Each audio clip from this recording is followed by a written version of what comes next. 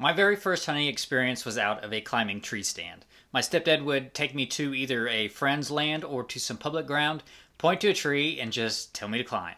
This thing was clunky, it was heavy, and it was just uncomfortable. It was basically just a wooden platform with some, I don't know, you couldn't even pass it off as a cushion on top of it. Plus the seat was level with the top platform, so anytime anything shifted left or right, it freaked me out. But it holds a very special place in my hunting life. I learned a lot out of this tree stand, some good things, a lot of bad things, and mostly through some stupid mistakes. Now I know that saddle hunting is becoming all the rage, and for good reason, but climbing tree stands aren't going anywhere. They're going to be around for a long time. So in this video, we're going to go over 4 climbing tree stand tips. But before we get into the video, do me a favor, and if this is your first time on my channel, hit that subscribe button and make sure that you hit that bell icon so you can be notified every time I upload a video. Also, hit that like button. It really helps the channel grow. It lets YouTube know that people like this content, so it'll put it out there in front of other people's faces. I know the algorithm is not the most reliable thing, and you never know how it's going to do it, but I do know that the like button and comments help the channel grow. So make sure you're asking questions or you're posting your thoughts, and you hit that thumbs up. And the first tip to a climbing tree stand is you have to pick the right tree. This is the biggest limitation to a climbing tree stand. They are designed to be used with a very specific type of tree.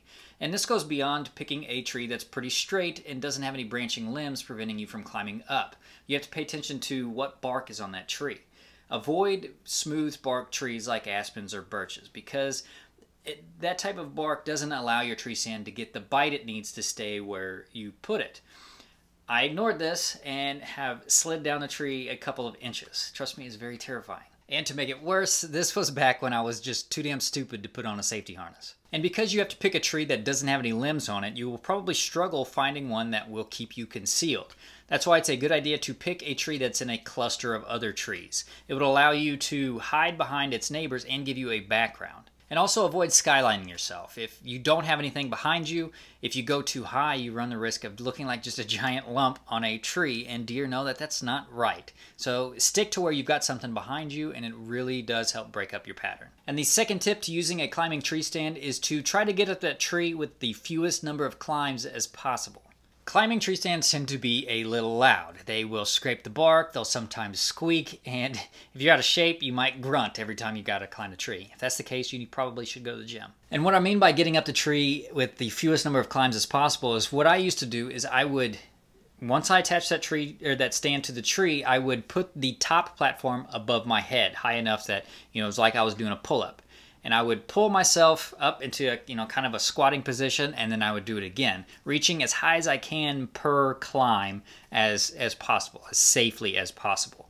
This minimizes the number of times that you could scrape that bark, and it gets it over with quicker. And being 5'11", it takes me about 3 of those climbs to get to my desired height. But I understand that not everybody is going to be comfortable doing this way. They may not feel safe, or they may just not be able to.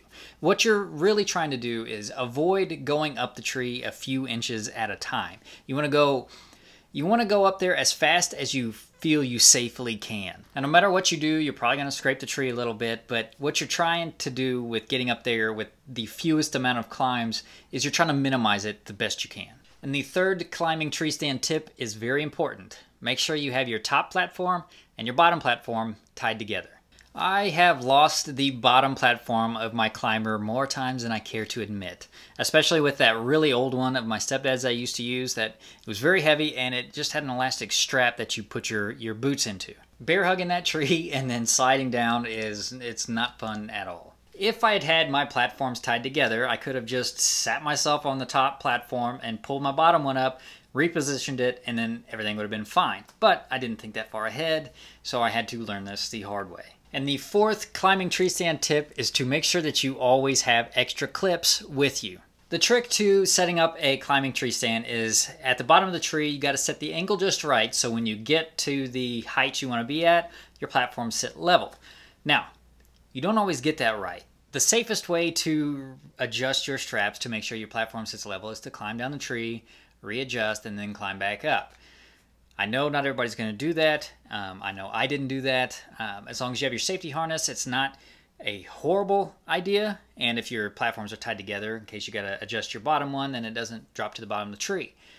The problem is if you don't have extra clips, I guarantee you will drop one of them.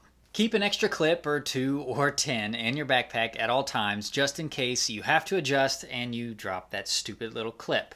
I had to adjust one time and drop that clip, and the sun was already coming up. I was pissed off, so I just sat on the bottom part of my tree stand. It was not comfortable at all, but it happens. So that was 4 tips to using a climbing tree stand. If you have any more tips or experiences you want to share, maybe some of those lessons you learned the hard way like I did, leave that down in the comments below. Like I said before, likes and comments really help this channel grow. It lets YouTube know that you like what you see and maybe they should show it to other people.